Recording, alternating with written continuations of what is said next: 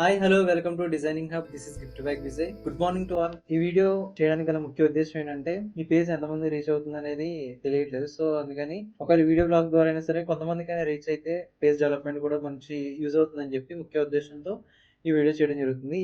ఇప్పుడనే కాదు, వీక్లీ ఒక 2-3 వీడియోస్ కూడా అప్డేట్లు మీకు ఇవ్వడం జరుగుతుంది. నేను అందరికీ తెలిసిన పర్సన్నే, సో అయినా కానీ పరిచయం చేసుకుంటా.